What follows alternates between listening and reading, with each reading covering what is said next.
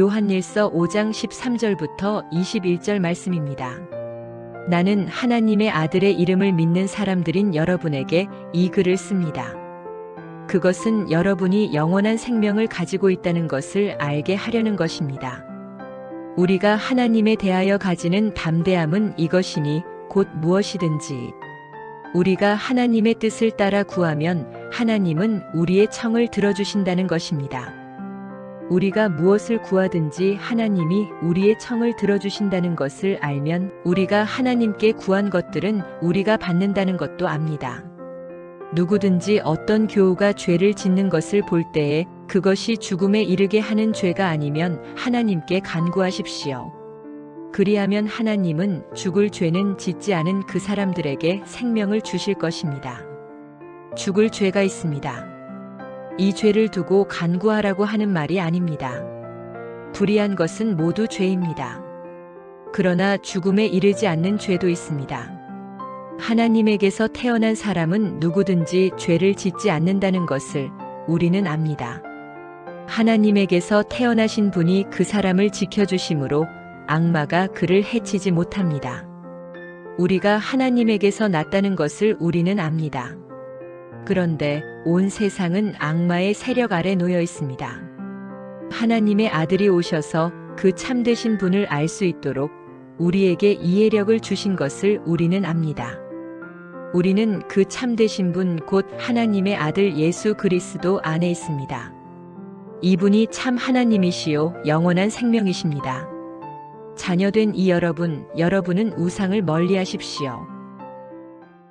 네, 샬롬. 오늘도 말씀 앞에 나오신 여러분을 축복합니다. 여러분들은 기도의 능력을 믿으시나요? 네, 우리의 기도에는 능력이 있습니다. 우리의 기도를 들으시는 분이 하나님이시기 때문입니다. 오늘 본문 15절을 봅시다. 요한은 하나님께서 우리가 무엇이든지 구할 때 들으시기에 우리가 구한 것은 이미 얻은 줄 알라 말씀합니다. 기도의 응답이 될 수도 있고 안 될 수도 있는 것이 아니라 하나님께 올려드린 기도의 응답은 무조건 응답을 전제로 한다는 것이죠. 그러나 하나님께서는 우리의 모든 옳지 않은 기도까지 다 들으시고 응답하시는 분은 아니십니다. 하나님이 들으시는 기도에는 어떠한 전제가 있는데요. 그것은 바로 하나님의 뜻과 맞는 기도입니다. 네, 이것이 오늘 본문 14절의 말씀이죠. 우리가 그분의 뜻을 따라 구할 때 하나님께서는 무엇이든지 들으신다 말씀하십니다. 여러분, 그렇다면 하나님의 뜻을 구한다는 것은 무엇일까요? 우리가 그분의 뜻을 다 알고 기도하는 것이 가능할까요? 네, 우리는 하나님의 뜻을 다 헤아릴 수 없는 존재들입니다. 그러나 말씀을 통해 하나님께서는 하나님이 기뻐하시는 것이 무엇인지 우리에게 말씀해 주셨습니다. 네, 바로 하나님께서 우리를 사랑하신 것처럼 우리도 다른 이를 사랑하는 것입니다. 우리가 받은 사랑과 긍휼, 또 그 안에서 누리는 자유를 다른 이들에게도 전하는 것이죠. 이렇게 말하면 우리의 기도가 왠지 자유롭지 못하고 마치 사장님과 같은 어떤 상사의 비율을 맞추는 것이 기도가 아닌가라는 생각이 들 수도 있습니다. 그러나 하나님의 기쁘신 뜻을 따라 기도를 올려드리는 것이 우리에게도 유익합니다.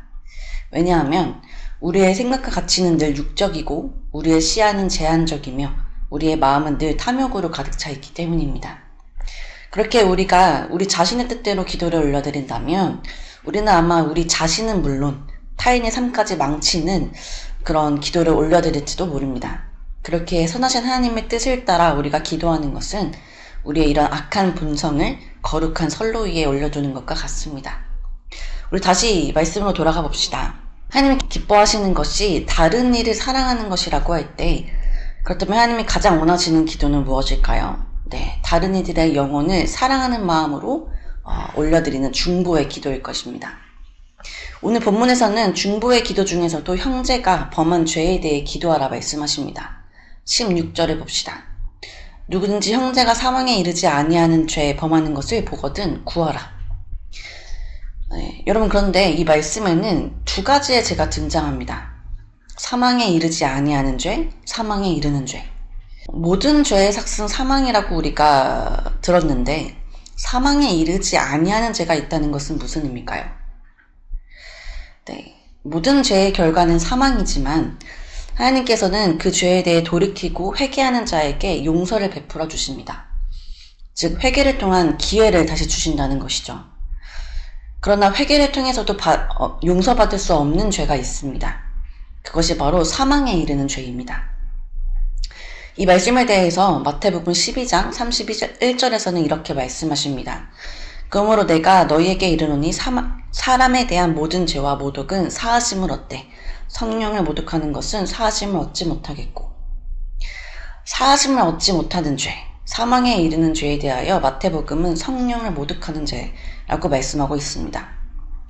성령을 모독하는 죄는 간단히 말해 성령의 역사를 믿지 않거나 마귀의 역사로 간주하는 것, 또 하나님의 말씀이 무엇인지 알면서도 고의적으로 그 말씀에서 돌이키는 것, 또 성령께서 회개하는 마음을 주셨음에도 불구하고 고집스럽게 그 마음을 거부하며 죄에서 돌이키지 않는 것입니다.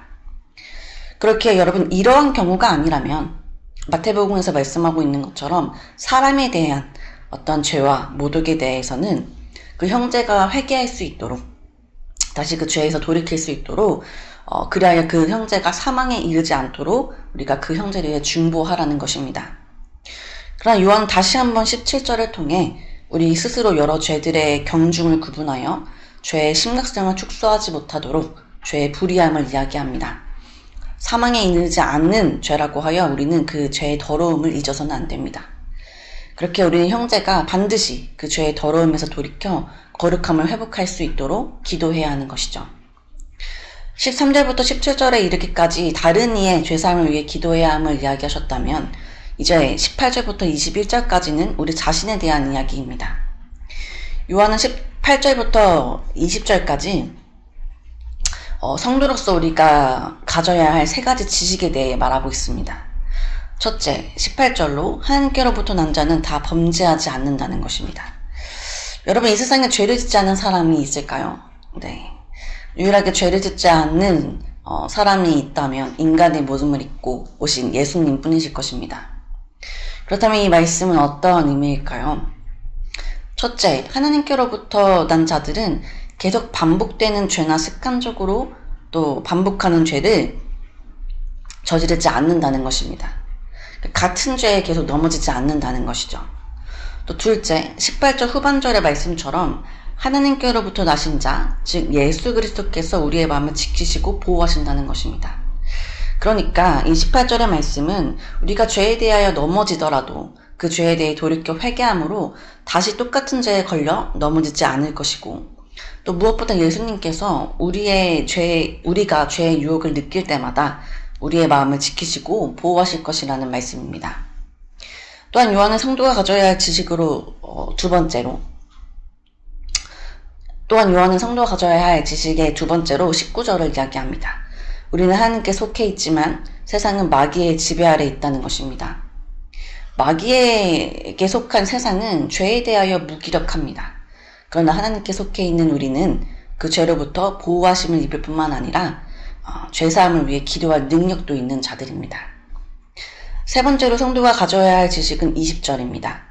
하나님의 아들이신 예수님께서 우리에게 지각을 주사 진리를 깨닫게 하신 것과 또 그 결과 우리가 참 하나님이시자 영생이신 예수님 안에 있다는 것입니다. 사랑하는 여러분, 여러분들은 이 세 가지의 지식을 다 소유하고 계십니까? 바라기는 우리가 다른 이들의 죄를 위해 기도하기 전에 이 지식들을 소유하기 원합니다.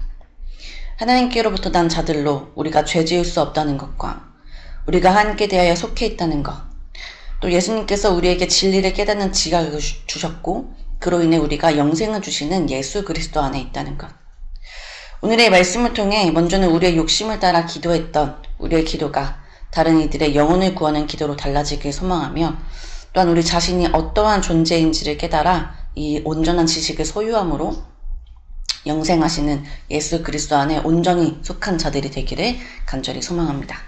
함께 기도하겠습니다. 하나님, 오늘도 말씀으로 하루를 시작하게 하시니 감사드립니다. 하나님, 오늘 말씀을 통해 우리의 기도를 다시 돌아봅니다. 우리의 모든 기도를 들으시는 하나님께 우리는 어떠한 기도를 올려드렸습니까? 우리의 이기적인 욕심과 가치들을 관철시키는 기도를 올려드리진 않았습니까? 오늘의 말씀을 통해 하나님이 기뻐하시는 그 뜻을 구하는 기도를 올려드리길 소망합니다. 그리하여 우리 주변에 있는 지체들이 죄로부터 돌이키는 통로로 우리의 기도가 사용되게 하여 주옵소서. 또한 다른 이들을 향한 기도뿐만 아니요 우리가 성도로서 가져야 할 지식을 온전히 소유하며 우리 역시 죄로부터 자유하고 온전히 하나님께 속한 자들이 되기를 소망합니다. 오늘 이 말씀을 붙잡고 각자의 삶으로 나아가는 청년들의 발걸음이 있습니다. 청년들의 모든 하루의 시간 가운데 주님 함께하여 주시고 하나님의 뜻을 구하는 기도로 기도의 응답을 경험하며 또한 무슨 일을 하든지 생명이신 주님께 속한 자들 될 수 있도록 인도하여 주옵소서. 감사합니다. 우리를 끝까지 사랑하시고 또 우리를 모든 죄에서 자유케 하신 예수 그리스도의 이름으로 기도드립니다. 아멘.